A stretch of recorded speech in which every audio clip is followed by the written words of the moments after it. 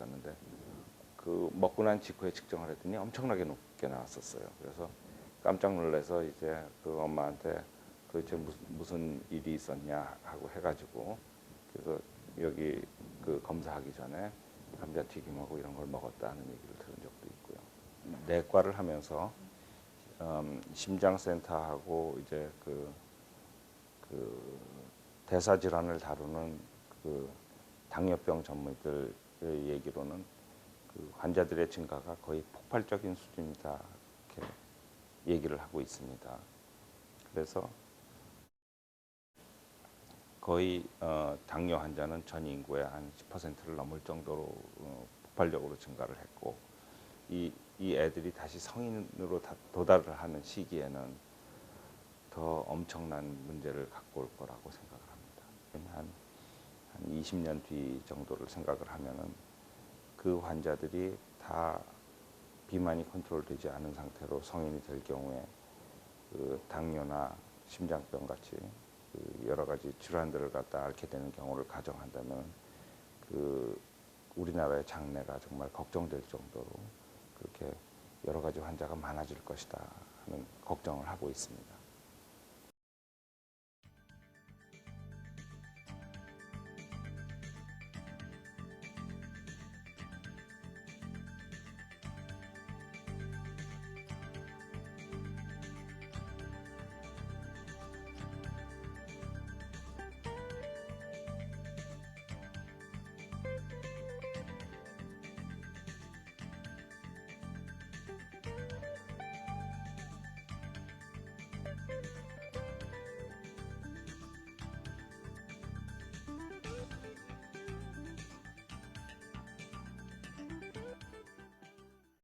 We really believe that there is a great market out there for healthier eating, for a healthier lifestyle. We know that American parents, including a lot of the people who work at this school, are working longer and harder hours than ever before. That's why almost half the American food dollar today is spent eating out, and an increasing percentage of that dollar in the so-called fast food places. Hi, and welcome back. Dr. Kim, before the break, you mentioned that we are being exposed to 40,000 ads per year. What's the impact of something like that? Very serious. Children cannot distinguish information from advertisement. So especially young children under the age of 10 cannot really distinguish that this is selling something or they are teaching something. So you're saying a child doesn't know when the show's ended and the ad has begun? That's correct. That's what I'm saying. Okay. So they are programmed without protection. I don't know whether this is a good analogy, but when an adult have even though it's a consensual, have a sex with a minor, we call it a rape. Right. I wouldn't hesitate a moment to call this a rape. Because we're talking about defenseless children. That's correct. They can't protect themselves. These young minds are programmed to serve the commercial purposes of these huge food companies. Right. And Dr. Kim, it's not just TV shows, right? I mean, we're seeing this whole new generation of children doesn't know life without computers, without Game Boys. They spend so much time in front of this. How much time? 4 hours on the average in front of TV. Per day. Per day. It's wrong to believe that we have no time for exercise. They are spending 4 hours a day in front of the TV, and then you cannot say you have no time. Well, when you think about 4 hours, I'm thinking it must be after school when they come home, or in the evenings, I suppose. That's correct. And I would think too that the way parents are stretched now, you've got both parents working, money's tight, that TV probably operates as something of a babysitter for kids these days. Cheaper babysitter, yeah, compared with taking them to athletic activities. This is safer and then cheaper. Right. So I can understand that, but I'd like to point out at the same time the problems associated with that. There's a huge impact from that. Yeah, and then another serious problem with a lot of TV watching is they snack more while watching TV. Right, so they're eating more. Yeah. And they're probably reaching for things that contain the fructose and the palm oil. Yeah, and salty Salt. foods, yeah, salty snacks. Right. And then at the same time, they are constantly being stimulated with this advertisement. So screen time, how much time you spend in front of TV and computer, Right. has a direct consequence on obesity. Undoubtedly. That Mhm. makes complete sense. Mhm. So when we think about, the parent's perspective, because obviously computers play a role as being educational as well. There's reasons for kids to be on the computer. Parents are stretched. How do we, as parents, do something about this with our children? How do we control their time without having a massive rebellion on our hands? We all know that we parents these days are very reluctant or less willing to confront children. Right. And why is that, Dr. Kim? I think it's a social trend. Right. So we are less confronting. So less boundaries And then for our children? for the last 50 years, so-called child psychology Right. led us to believe that we should not confront them, we should not discipline them. So basically, what we are looking at is a generation of overindulgence with a lot of freedoms, a lot more freedoms than we had when we were children. Right. So if they exercise their freedom in what kind of food they eat Right. and how much they eat, when they eat. So we see a problem here. So, Dr. Kim, you said 4 hours a day is what children are generally spending in front of the television or the computer. So, what can we as parents do to cut back on the amount of time that they're in front of the screen? We should reduce our TV watching time ourselves. So, maybe set a different role model for them. And then what I usually recommend is absolutely no TV on Saturday morning. I can't even imagine the screams you'd hear in most households if you tried to pass that. It's very difficult because as parents, we are less willing to confront the conflict with the children these days. So you're not talking just about television, you're talking about generally. Especially the conflict regarding TV Right. watching is the most serious conflict, they say, that exists in the family. So parents are just kind of stepping back and letting their children do what they do. Yeah, and these days there has been a debate. I think it's a very, very foolish debate. Is it okay to put a TV in children's rooms? And what do you think about that, Dr. Kim? Absolutely no. Yeah, I can tell before you answer the question. Yeah. So that's not good. So we should do at least reduce our own TV watching time. And then absolutely no TV on Saturday morning. That's going to make a big difference if you can get that passed in your household. That's some difference. I don't know whether it's enough, but the obvious fact is that we spend too much time. Right. Ourselves, adults, we spend too much time in front of TV. Right. And then we set that example. Yeah, and then the children also spend too much time, and that leads to obesity. Right, and you said before, 4 hours a day, and we're saying we have no time. We have no time to exercise. That's what we hear from adults all the time. Yeah, and the 4 hours you're spending in front of TV, and you say suddenly you have 4 hours to go out for a run or go play some tennis or whatever. But again, let me point out that it's easier said than done. Absolutely. Well, we have a lot of statistics that reflect exactly what you just said. So, Dr. Kim, we talked about so many different things that lead to obesity. We talked about some of these new ingredients in our food. We've talked about a whole wide topic of things. So, what are some other ways that we can feel more empowered? What are some things that we can do generally to combat this obesity, which is clearly getting out of control? We believe that parents should be more involved. And then there are so many myths. We should change our way of thinking on certain things. For example, people think if parents start using more influence, they are afraid that children are likely to get anorexia or bulimia. That's going to be the backlash. That's what they say. But we know that these two diseases, like anorexia and bulimia, even though they're very serious, this is a very rare diseases. Right. How rare? Very rare. 1 or 2 out of 100,000. And then it is limited to white and affluent classes.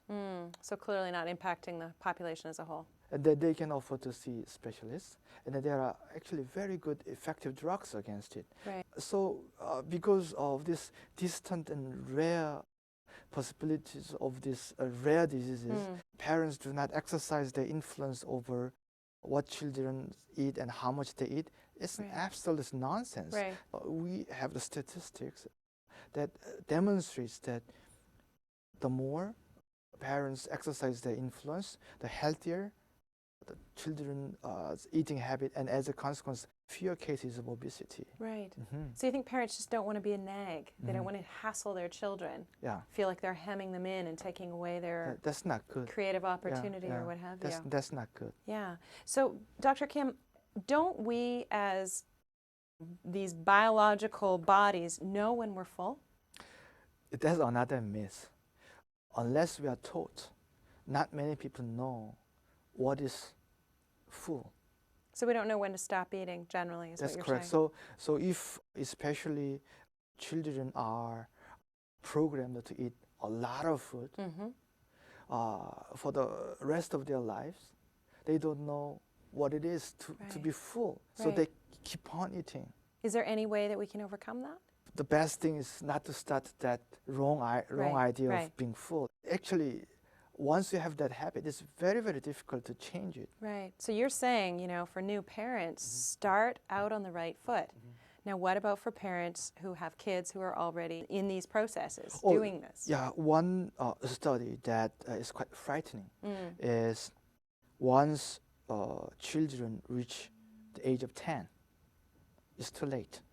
What that study says is that before the age of 8 and 9, that's the moment where our parents' influence or our nagging or whatever. Right. But after 10, they say it's too late. Right. So you've got to get them in that window. You've got to be able to be a parent that's interacting with your child in a way that you can work with them and helping to educate them differently. That's correct.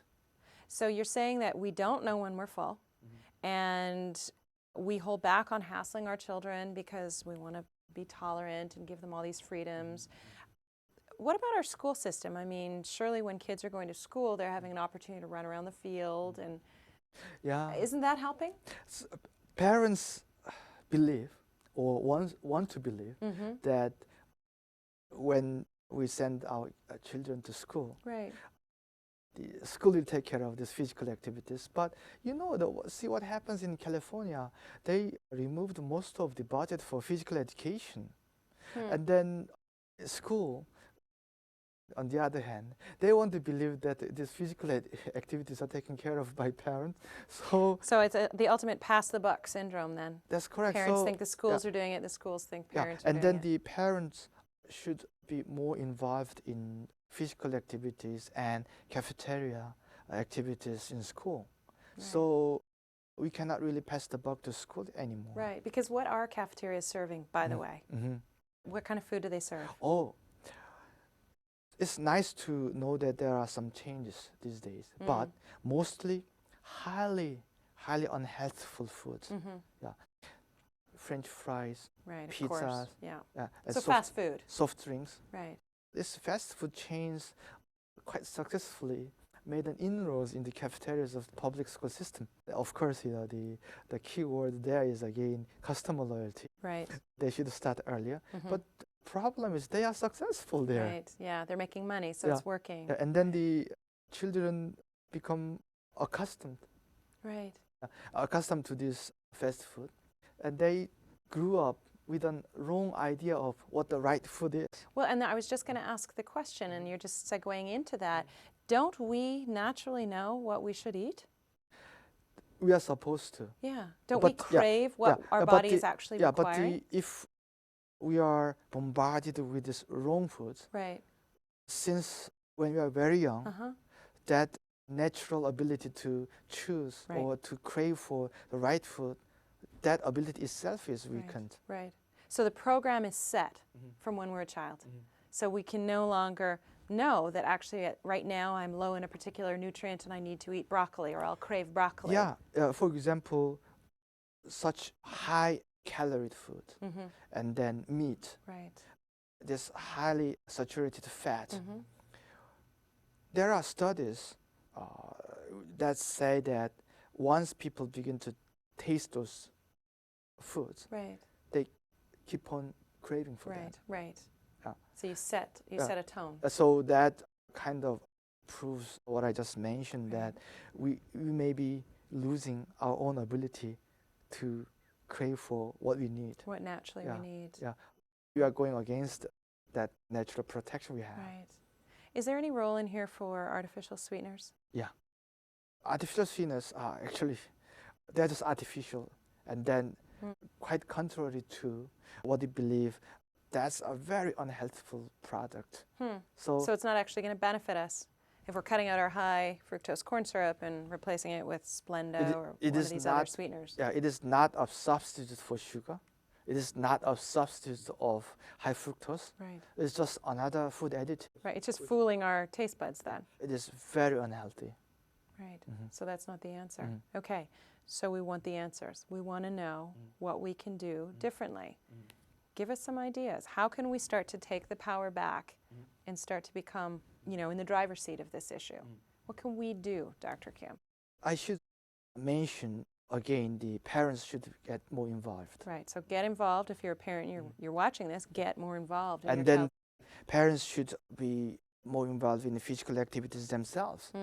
So become that role model. Yeah, there's a definite statistical correlation between the obesity of parents and obesity of children. Definitely. Yeah. That makes sense. So physical activities, that just runs through the generations. Right. Right. And then eating habit should be changed definitely. What I would really like to emphasize here is we should do more home cooking. For example, 2 weeks of eating outside leads to extra 2 pounds. Right. Americans these days eat, you can say 40% of their time outside. That's way too much. And because of this industrial and commercial competitions, when we eat outside, we're exposed to a lot higher calories. So eating at home more often is one of the key things we can do. Right. So with some planning, because again, people are going to make the argument, I have no time. So turn off your television, sit down and meal plan. And then when mothers begin to cook more often, they themselves become more conscious of what health food should be. Right. Right. So I'm curious, we see oftentimes on packaging fortified with vitamins and minerals. Yeah. And what's the deal with that? Is that something important to consider? I think this marketing. So they fortified vitamins, very, very minor amount. Right. Yeah, ignorably minor amount. But that allows the company to make health claims. Right. So just because they added that minor amount of vitamins, they can say, this food has this is health benefits, while at the same time they are shoveling sugars and fructose in the same food. Right. So it's kind of the bait and switch. Look over here and get excited about the fortified, but what you're not really understanding is how much high fructose corn syrup, et cetera, is in this product. So whenever I read this health claims, something fortified, I kind of laugh at them. Right. Yeah, it's not It doesn't pan out, is what you're saying. It doesn't hold water. It's not right. Yeah. What about dietary supplements? Some dietary supplements are very good. Some dietary supplements are dangerous. Right. How do we So, distinguish For between? example, we are exposed to such advertisements like 10 pounds in 3 weeks type of advertisement of dietary supplements. Right. That's not right. Right. One criteria I would recommend every parent when they are considering using dietary supplement for Right. their children. When normal people take this dietary supplement, Normal weight. normal you're weight, talking, yeah, normal weighted people take this dietary supplement, do they still lose weight? If yes, that's something That's dangerous. not something to do then. It's Yeah. not a good drug. Not a So, good safety, safety above all. yeah. Yeah. And then we are talking about the body of children. Right. And then in relation to dietary supplement, I'd like to mention the benefit of green tea. Yeah, green tea seems to be one of the most safe but quite effective help Right, I've heard this. for children to lose weight. Right. Well, I've heard a lot of women talking about starting to add green tea to their diet and noticing that they're actually shedding 5-10 pounds over a few months. Yeah, and then it contains a lot of antioxidants and a lot of vitamins. Right. So green tea, There's a lot of benefit to I it. recommend every parent. Yeah. Okay. Dr. Kim, Halloween. Yeah, What do we do about Halloween? birthday parties, Yeah. Halloween, Christmas. Christmas. These kind of sugar blasting occasions. Sugar blasting. Sounds apt. Sugar blasting is a medical term actually. Is that right? Yeah, Oh, it's very descriptive. yeah. And then Halloween, they have started the aftermath of Halloween. Mm. They usually collect candies good enough for 2 years. And they consume them. Right. We should stop right away Yeah. sending children out on Halloween days. That's not right. So I think Dr. Kim, you're going to have your hands full trying to boycott Halloween. I completely understand the benefit to us to do something like that. But I have been saying that it's easier said than done. Easier said than done. If Absolutely. somebody asks, Dr. Yeah. Kim, are you doing or just saying everything you just said? No, I cannot say that. Right. Yeah. Right. But I think the most important point you make in all of this is that we need to change the way we think about That's things. correct. Yeah. Because it's so easy for us to go to sleep on the whole issue, frankly. We're all tired, we're all overworked, everybody is busy. We come home, we want to lie on the couch and turn on the television. So Dr. Kim, you're telling us that we have an option here. We need to get up off the couch, role model for our children differently, become involved in their lives. What can we do about creating community and education?